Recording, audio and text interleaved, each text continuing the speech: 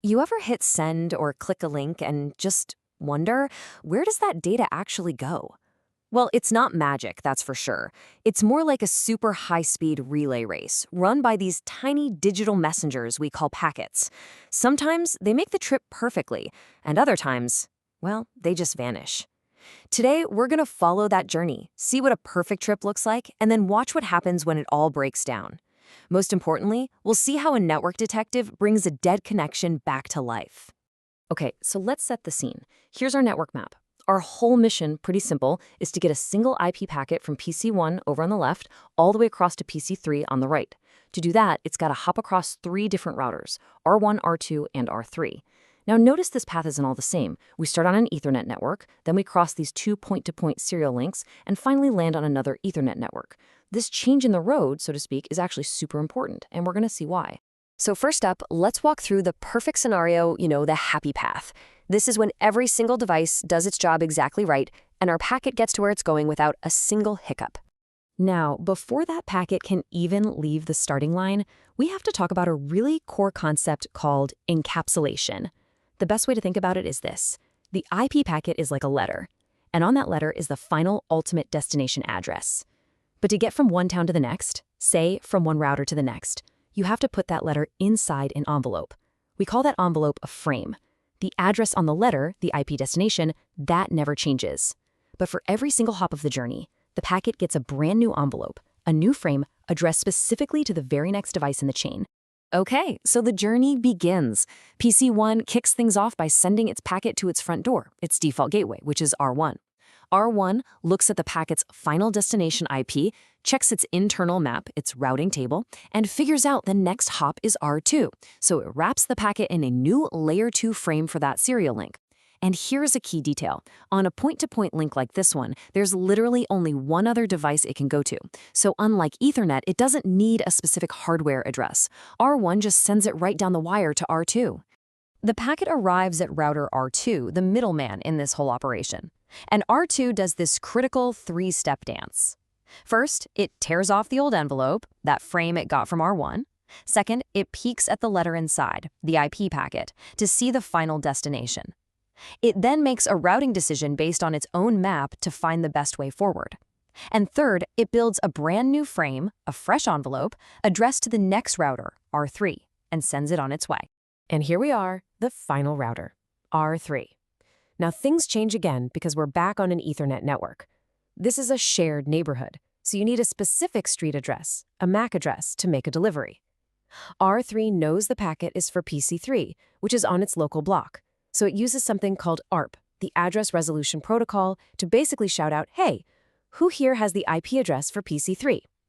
PC3 hears this, replies with its MAC address, and R3 wraps the packet in one final frame for direct delivery. Boom, mission accomplished. So that was the perfect world. But let's be real, networks are complex, messy things. So what happens when that nice, smooth flow of data suddenly comes to a grinding halt? A connection can die for, a million reasons. A cable gets unplugged, a service provider has an outage, a link gets totally swamped with traffic, or, and this is a big one, a human makes a tiny little typo in a configuration file. When that happens, the network administrator has to totally switch gears. They go from being an architect to a detective, and the hunt for what went wrong begins.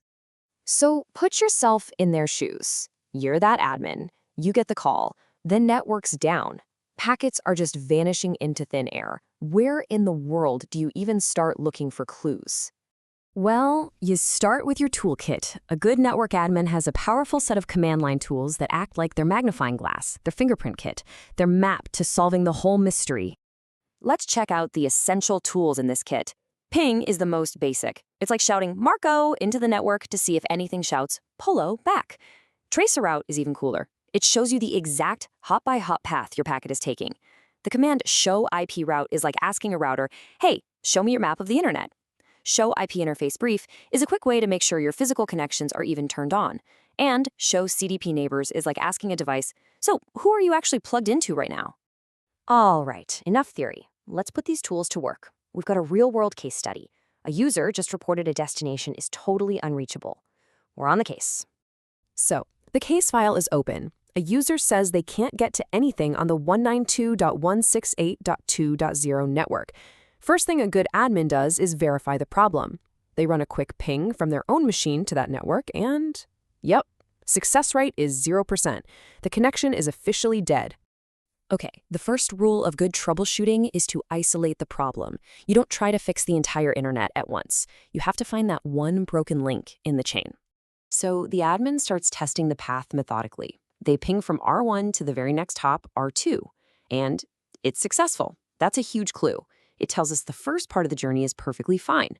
But then they try to ping from R1 to the next hop after that, R3, and it fails. We've just done it. We've isolated the fault. The problem has to be somewhere after R2. Now that we've zeroed in on our prime suspect, that connection from R2 onwards, it's time to gather some hard evidence.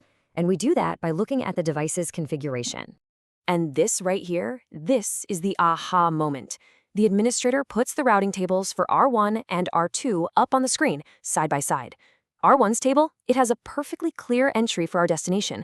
But look at R2's table. There is a massive, gaping hole. It has no entry, no idea that the 192.168.2.0 network even exists. So when a packet shows up at R2 asking to go there, the router just shrugs. It has no idea where to send it. Its only option is to drop it on the floor. Case cracked. We've found the root cause, a missing piece of the map. Now, it's time to apply the fix and give that router the directions it so desperately needs. The solution is to manually add that map entry into R2's brain. We do this with a single command called a static route. All we're really doing is giving R2 a very simple instruction. We're saying, hey, to reach this destination network, you have to send the packet to this specific next hop router. We're basically just drawing in that missing part of the map ourselves. Okay, the fix is in. But a professional's job isn't done until you prove it worked. This is the moment of truth. This is the payoff for all that detective work. And look at that. Beautiful.